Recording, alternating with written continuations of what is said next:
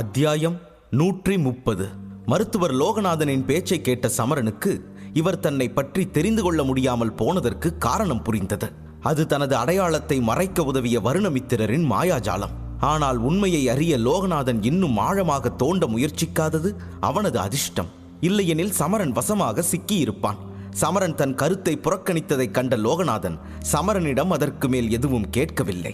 ஆனால் மருத்துவர் லோகநாதனின் அருகில் அமர்ந்திருந்த மருத்துவர் துரை சமரனின் வார்த்தைகளை கேட்டு வியந்தார். லோகா, 19 வயசா? உண்மையிலேயே 19 வயசு மட்டும்தான் இவனுக்கு ஆகுதா? ஆனா இந்த பையன் நம்ம மாணவர்களை விட ரொம்ப சின்னவன் என்று லோகநாதனின் காதில் கிசுகிசுத்தார் துரை. லோகநாதனும் தலையை அசைத்து ஒத்துக்கொண்டார். ஆமா துரை, எனக்கு தெரியும். ஆனா முதல்ல அவன் தேர்வில் தேர்ச்சி பெறட்டும், அப்புறம் இதை பத்தி நாம பேசலாம். ஏன்னா 2 வருஷத்துக்கு முன்னாடி ஜீவிதா சோதனையில கலந்துகிட்டப்போ அவளுக்கும் 19 வயசு தான் இருந்துச்சு. நீங்க அதை மறந்துட்டீங்களா என்ன என்று கேட்டார். மருத்துவர் லோகநாதன் சமரனை வீழ்த்த விரும்பவில்லை என்றாலும் கருங்கல் நகரத்தின் மருத்துவ சங்கத்தின் பதக்கத்தை வெறும் 19 வயதில் ஒருவன் அடைய முடியும் என்று அவர் நம்பவில்லை. இன்று வரை இப்படி நடக்கவில்லை.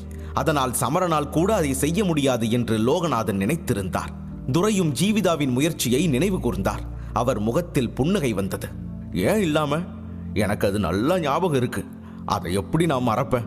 அந்த நாள்ல உன்னோட மாணவி என்னென்ன குழப்பத்தை உருவாக்குனா. அவளுடைய மருத்துவ பொருட்கள் கிட்டத்தட்ட வெடிக்க பார்த்துச்சு என்று கேலி செய்தார் துரை. அவர் என்னதான் சிரித்தாலும் அவ்வளவு சக்தி வாய்ந்த ஆசிரியரான லோகநாதனின் மாணவி கூட அந்த வயதில் இதை செய்ய தவறிவிட்டாள். இதனால் 19 வயதிலேயே மருத்துவரின் பட்டத்தை பெறுவது சமரனுக்கு சாத்தியமற்றது என்றே துரையும் தனக்குள் முடிவு செய்தார். மேலும் இந்த நிலையை அடைவது மிகவும் கடினமானது. ஏனென்றால் எந்த ஒரு நபரும் உண்மையான மருத்துவராக மாற தன் உள் சக்திகளை கட்டுப்படுத்துவது அவசியம். ஆனால் அதற்கும் மேல் மிக முக்கியமான விஷயம் அந்த நபர் அபராஜிதன் தரத்தை அடைந்திருப்பது. மேலும் அபராஜிதன் ஆன பிறகுதான் அந்த நபர் ஒரு குருவிடம் மருத்துவராக மாறுவதற்கான கலையை கற்றுக்கொள்ள முடியும். அது மட்டுமல்ல, அதை கற்க குறைந்தது 1 வருடமாவது ஆகும். மொத்தத்தில் ஒரு 19 வயது போர் வீரன் 1ஆம் தரவரிசை மருத்துவராக விரும்பினால் அவன் முதலில் 17 அல்லது 18 வயதிற்குள் அபராஜிதனாக மாற வேண்டும். மேலும் இவ்வளவு இளம் வயதில் இந்த தரவரிசையை அடைவது கிட்டத்தட்ட சாத்தியமற்றதாகவே அனைவராலும் கருதப்பட்டது. அதனாலேயே கூட பல வருட அனுபவம் இருந்துமே தன் எதிரில் நிற்கும் சிறுவன் தேர்வில் தேர்ச்சி பெற முடியும் என்று நம்புவது துரைக்கு சற்று கடினமாக இருந்தது. தனது மாணவி அவமானப்படுத்தப்படுவதை பார்த்து கேலியாக சிரித்த லோகநாதன், ஏன் அந்த நேரம் ஜீவிதா மட்டும் இல்ல, உன் மாணவி நிருபயாவும் தான் இந்த சோதனையில மருத்துவ பொருட்களை வெடிச்சு தப்பி பொழைச்சா. நீ அவளை தனியா தேர்வு செய்ய அனுமதிச்சா எனக்கு இதை பத்தி எல்லாம் தெரியாதுன்னு நினைச்சியா? எனக்கும் இது எல்லாம் தெரியும் என்றார். அவர்கள் தங்களுக்குள்ளேயே பேசுவதை பார்த்த சமரன் அமைதியாக எழுந்து நின்று தலையை ஆட்டினான். அவன் ஏதோ சொல்ல முற்பட்ட போது அவன் பின்னால் ஒரு பெண்ணின் குரல் கேட்டது. குருவே, தாமதமா வந்ததுக்கு நான் மன்னிப்பு கேட்டுக்கிறேன், என்னை மன்னிச்சிடுங்க என்று மூச்சு வாங்க சொன்னாள் அந்த பெண். அரங்கத்தில் அமர்ந்திருந்த பாதிக்கும் மேற்பட்ட சிறுவர்கள் சமரனின் பின்னால் இருந்து வந்த சத்தத்தை கேட்டு அந்த திசையில் திரும்பினர். அவர்கள் மட்டுமல்ல, சமரனும் அது யாருடைய குரல் என்று பார்க்க மெதுவாக திரும்பினான். அப்போது அந்த பெரிய வாசலில் இருந்து வெள்ளி ஆடை அணிந்த ஒரு பெண் உள்ளே ஓடி வருவதை சமரன் பார்த்தான். அந்த பெண்ணை பார்த்த சமரனின் கண்கள் விரிந்து வாய் திறந்தது. அந்த பெண் சாதாரண பெண்களை விட உயரமாக இருந்தாள். அவளுடைய தலைமுடியும் அவளுடைய ஆடையைப் போலவே வெள்ளி நிறத்தில் இருந்தது. மேலும் இடுப்பு வரை வரும் இந்த வெள்ளி நிற முடி அவளின் ஒவ்வொரு அடியிலும் இங்கேயும் அங்கேயும் அலைபாய்ந்து கொண்டிருந்தது. அந்த பெண்ணை பார்த்த சமரன் மனதிற்குள் அவள் அழகை பாராட்டத் தொடங்கினான். அதே சமயம் இந்த கஷ்டம் அவனுக்கு மட்டுமல்ல, அங்கிருந்த மற்ற ஆண்களின் மனமும் இப்படியே அலைப்பாய்ந்தது. அங்கிருந்த அனைவருமே தங்கள் மனதை கையாள முடியாமல் தவித்தனர். ஜீவிதா இருக்கும்போது உணராத ஒரு வித்தியாசமான சக்தி இந்த புதுப்பெண்ணின் வருகையால் அரங்கத்தில் உணரப்பட்டது. எல்லா பெண்களும் நிருபயா மீது மிகவும் பொறாமைப்படுவதற்கு இதுவே காரணமாகவும் இருக்கலாம். ஒரு கணம் அவளை பார்த்த சமரன் பின் கண்களை உருட்டி அந்த பெண்ணுக்கு முன்னால் செல்ல வழி கொடுத்தான். அந்த பெண் அவனை புறக்கணித்து நேராக மருத்துவர் துரைக்கு அருகில் சென்றாள். நிருபயா சமரனை கடந்து செல்லும் போது அவளது இனிமையான வாசனையை உணர்ந்தான். அதனால் சமரனின் முகத்தில் ஒரு புன்னகை தோன்றியது. அந்த பெண் துரைக்கு முன் சென்று முகத்தில் இருந்த புன்னகையுடன் தன் ஆசிரியரை வணங்கினாள். வணக்கம் குருவே என்றாள். மறுபுறம் தனக்கு பிடித்த மாணவர் தாமதமாக வந்து தன் எதிரில் நிற்பதை பார்த்தும் துரை கோபம் கொள்ளவில்லை. மாறாக அவர் மிகவும் மகிழ்ச்சியாக இருந்தார். அதே மகிழ்ச்சியுடன், கடைசியா நீ வந்துட்ட போல, பாவம் மருத்துவர் லோகநாதன் தான் நீ இன்னும் வரலையேன்னு உனக்காக ரொம்ப தவிச்சு போயிட்டாரு என்று கூறி சிரித்தார். உடனே அவளின் பார்வை லோகநாதனை நோக்கி திரும்பியது. நான் தாமதமா வந்ததுக்கு மன்னிப்பு கேட்டுக்கிறேன் குரு லோகநாதன் ஐயா அவர்களே என்று பணிவுடன் அவரை வணங்கினாள் நிருபயா. தலையசைத்து வணக்கத்தை ஏற்றுக்கொண்ட லோகநாதன் சிரிப்புடன் தனது மாணவி ஜீவிதாவை ஒரு பார்வை பார்த்தார். பின், எப்படி நடந்து கொள்ளணும்னு உனக்கு தெரிஞ்சிருக்கிறது ரொம்ப நல்லது நிருபயா. மற்றபடி என் மாணவி எல்லாம் சரி, பரவாயில்ல. இப்போ நிருபயாவும் இங்க வந்துட்டதால நாம தாமதமின்றி தேர்வை தொடங்கலாம் என்றார். தனது ஆசிரியரின் வார்த்தைகளால் ஜீவிதாவின் முகம் சிறியதாக மாறியது. ஆனால் அவளால் எதுவும் சொல்ல முடியவில்லை.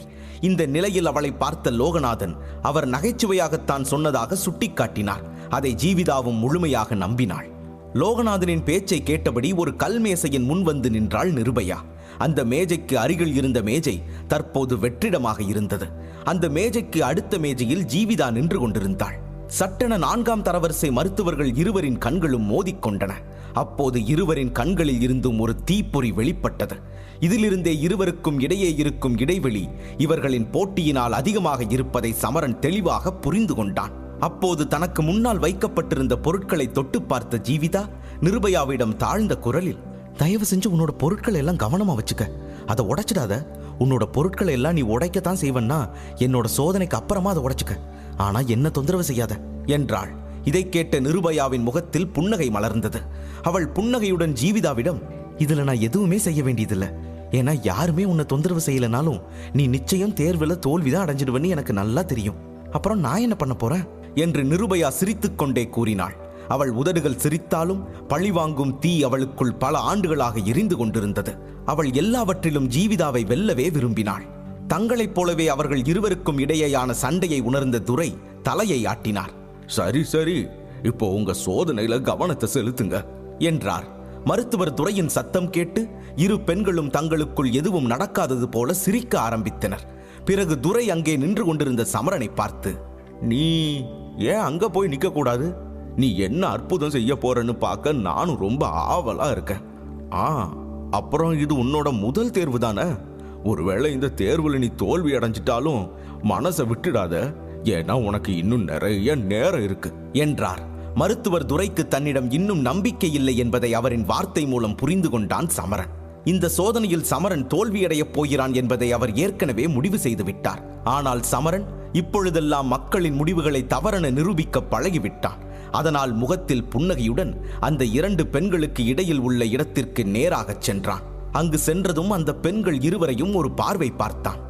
இவங்க என்ன போட்டி போட சொன்னா ஒருத்தர் கிழிச்சிட்டு செத்துடுவாங்க போல, இவ்வளவு கொடூரமா ஒருத்தர் முறைச்சுக்கிறாங்க என்று நினைத்து சமரனுக்கு லேசாக சிரிப்பு வந்தது.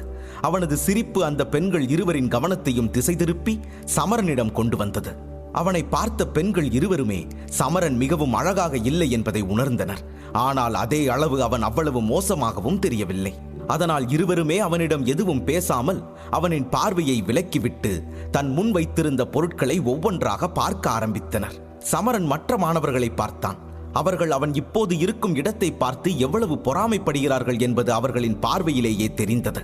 தன் இருபுறமும் அழகை உணர்ந்த சமரன் பெருமூச்சுடன் அந்த கல்மேசையில் வைக்கப்பட்டிருந்த பொருட்களை எல்லாம் பார்க்க ஆரம்பித்தான். 1ஆம் தரவரிசை மருத்துவராக ஒரு சரியான மருந்து தயாரிக்க வேண்டும்.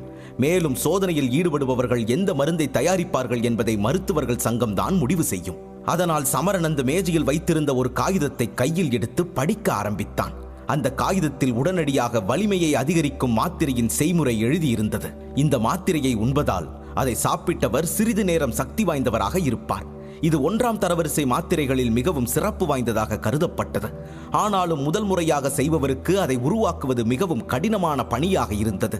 அந்த காகிதத்தை கையில் பிடித்துக் கொண்ட சமரன் தன் அருகில் நின்றிருந்த பெண்களை ஓரக்கண்ணால் ஒரு பார்வை பார்த்தான். அவர்கள் பெற்ற காகிதத்தை எட்டி பார்க்க முயன்றான். எல்லாருக்கும் விதவிதமான மருந்துகள் தயாரிப்பதற்கான மருந்து சீட்டுகள் கொடுக்கப்பட்டிருப்பதை கண்டான். ஆனால் சமரன் அவர்களின் செய்முறையை சரியாக படிக்கும் முன் அவர்கள் தங்கள் செய்முறையை படித்து முடித்திருந்தனர். மேலும் பெண்கள் இருவருமே மிகவும் நம்பிக்கையுடன் இருந்தனர். அவர்களுக்கு அந்த மருந்தை தயாரிப்பது மிகவும் நகைச்சுவையாக தோன்றியது. இதை பார்த்த சமரன், இந்த 2 முதியவர்களும் சேர்ந்து வேணும்னே எனக்கு ரொம்ப கஷ்டமான செய்முறையை கொடுத்திருக்காங்கன்னு நினைக்கிறேன் என்று தனக்குள் சொல்லிக் கொண்டான்.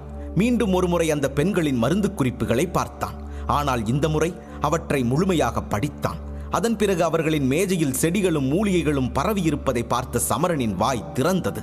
உண்மையில் இவ்வளவு நாட்கள் வருணமித்திரருடன் இருந்ததன் விளைவாக அந்த பொருட்களை பார்த்தாலே அது என்னவென சமரனுக்கு புரிந்தது. அந்த பொருட்கள் கொண்டு செய்யப்படும் மருந்தால் என்ன பலன் கிடைக்கும் என்று சமரனுக்கு நன்றாகவே தெரியும். சமரன் தன் தலையை மறுப்பாக அசைத்தான். இது காயத்தை குணமாக்கும் மாத்திரை, காயத்தை ஆற்றும் மாத்திரை. இது ரொம்பவே தப்பு. இதுக்கு என்ன அர்த்தம்? எனக்கு மட்டும் ரொம்ப கஷ்டமான செய்முறையை கொடுத்திருக்காங்க, ஆனா அவங்க 2 பேருக்கும் சுலபமா இருக்கு. இந்த 2 முதியவர்களும் தங்களோட பதவியை தவறா பயன்படுத்திக்கிறாங்களோ? எனக்கு என்னமோ என் சந்தேகம் சரிதான்னு தோணுது. இவங்க எனக்கு அநீதி பண்ணிட்டாங்க. சமரா, நீ இப்ப என்ன செய்ய போற என்று தனக்குள் கேட்டுக்கொண்டான் சமரன். உண்மையில் அவன் நினைத்தது முற்றிலும் சரி. ஜீவிதா மற்றும் நிருபயாவின் மருந்து குறிப்புகளுடன் ஒப்பிடுகையில் அவன் மிகவும் கடினமான செய்முறையை தான் பெற்றுள்ளான். ஆனால் நாற்காலியில் அமர்ந்திருந்த முதியவர்களை அவனால் எதிர்க்க முடியாது என சமரனுக்கு தெரியும். அதனால் தன் மேஜையில் இருந்த பொருட்களை மீண்டும் பார்க்க ஆரம்பித்தான். அப்போது அமர்ந்திருந்த துரை எழுந்து பேச ஆரம்பித்தார். உங்க எல்லாருக்கும் முன்னாடியும் 3 ஜோடி மருந்துகள் வைக்கப்பட்டிருக்குன்னு நான் தெரிவிச்சுக்கிறேன்.